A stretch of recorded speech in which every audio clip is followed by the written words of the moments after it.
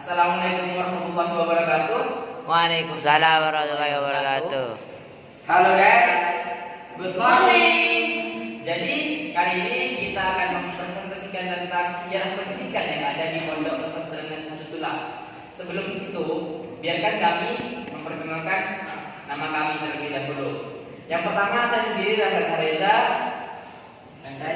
Saya Habibur Rahman. Saya Rani Ramadhani. Saya Syekh Ali. Saya Ahmad Rawi. Jadi kita akan mempresentasikan tentang perkembangan pendidikan di Nahdlatul. Oke, kita langsung saja ke presentasinya. Sejarah perkembangan pendidikan di Pondok Pesantren Nahdlatul. Pondok Pesantren Nahdlatul adalah pondok tertua nomor 3 di Indonesia, di mana pondok pesantren tersebut pada awalnya hanya menyediakan pendidikan di bidang agama. Seiring berkembangnya zaman, pondok pesantren Nahdlatul mulai membuka atau menyediakan lembaga pendidikan umum, mulai dari tingkat SLTP hingga SLTA, mulai dari pendidikan yang mengikuti pemerintah sampai memiliki kurikulum tersendiri. Pendirian Pondok Pesantren Nahdlatul Prajen Camplong Sampang bermula dari peristiwa babat tanah Prajen oleh Kiai Abdul Alam yang mempunyai nama asli Pak Bumi, yang berasal dari ujung timur Pulau Negara Madura, yaitu Kabupaten Sumeneb. Nama Abdul Alam adalah pemberian dari Hadratul Asyikh Haji Gunung Sampang pada saat belajar dan nyantri dan ditemani oleh 2 orang sahabat arif dari Pulau Jawa yang kemudian mendapat julukan Pujuk Napo dan Gung Rapat Pamekasan.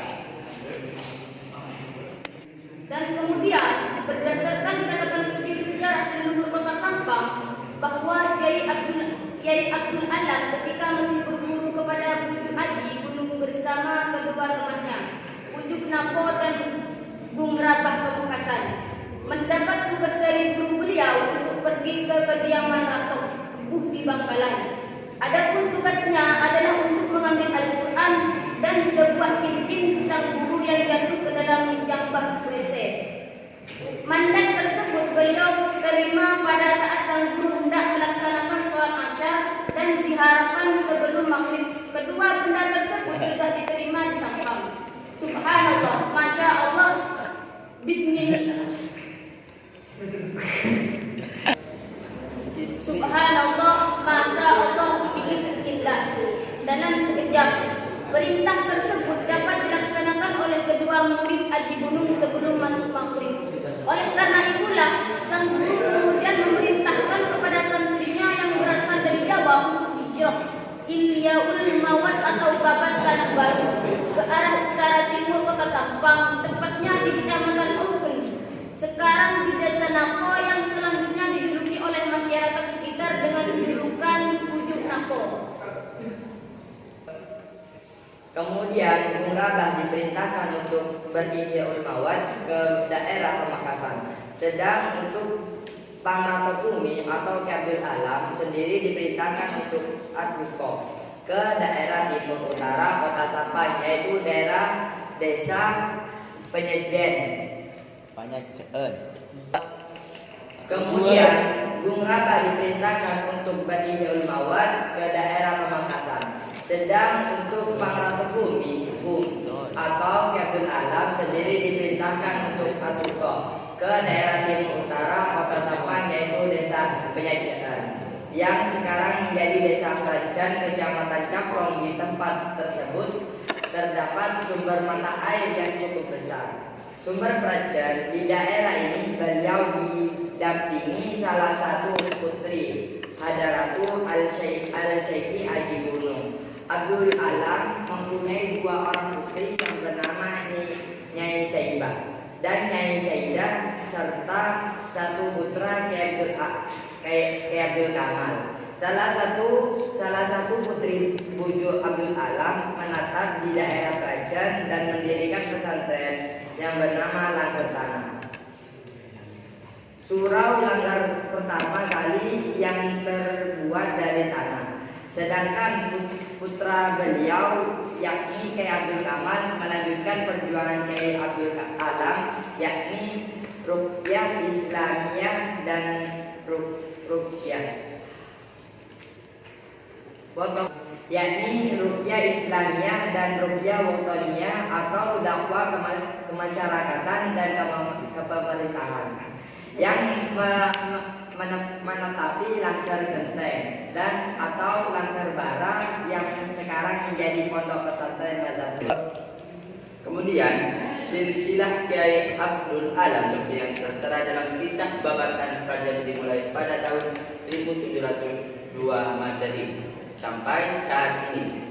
Bujo Abdul Alam telah memiliki 10 keturunan, yaitu yang pertama Abdul Alam, yang kedua Kiai Abdul Kamal, yang ketiga Kiai Masjid bin Abdul Kamal, yang keempat Su'aid bin Kiai Masjid, yang kelima Sufyana bin Kiai Su'aidi, yang keenam Alimuddin bin Kiai Sufyana, yang ketujuh Sabrawi bin Kiai Alimuddin, yang kedelapan Muhammad Jaini bin Kiai Sabrawi, yang ke-9 Ahmad Muhafi Ali Jaini bin Kiai Muhammad Jaini, yang ke-10 Muhammad bin Kiai Ahmad Muhafi Ali Jaini, yang sekarang.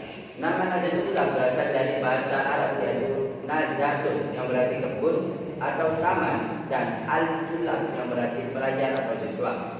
Sejak periode ke-7 pondok tersebut pesantren Nazatullah mulai menata diri, bahkan sejak masa itu pondok pesantren ini menjadi pionir yang selanjutnya telah melahirkan berbagai lembaga pendidikan dengan sistem yang sama pada masanya. Hingga kini Pondok Pesantren Nazatullah telah berusia 3 abad lebih, dihitung sejak terjadinya peristiwa babat tanah Agar, yaitu pada tahun 1702 Masehi. Ketika memasuki periode ke-9, itulah Pondok Pesantren Nazatullah mengembangkan dengan mendirikan beberapa lembaga pendidikan formal yang berpangkal pada beberapa departemen pemerintah, yaitu Departemen Pendidikan dan Kebudayaan Nasional, Departemen Agama, dan Departemen Kesehatan, dengan mendirikan Madrasah Diniyah sejak tahun 1702 Masehi, MS Nazatullah sejak tahun 1969, SMA Nazatullah sejak tahun 1988, SMP Nazatullah sejak tahun 1995, dan MA Nazatullah sejak tahun 2001, dan yang terakhir SMK Nazatullah sejak tahun 2003. SMK Nazatullah itu ada 2, yaitu jurusan TKJ dan jurusan administrasi. Pada tahun 2021, Kiai Haji Muhammad bin Mu'afi merancang sebuah kurikulum yang mana kurikulum tersebut berbeda dengan kurikulum negara. Kiai Haji Muhammad bin Mu'afi menciptakan kurikulum yang bernama kurikulum tepat guna, di mana di kurikulum ini melatih para santri untuk bisa memahami materi tanpa harus dijelaskan oleh guru.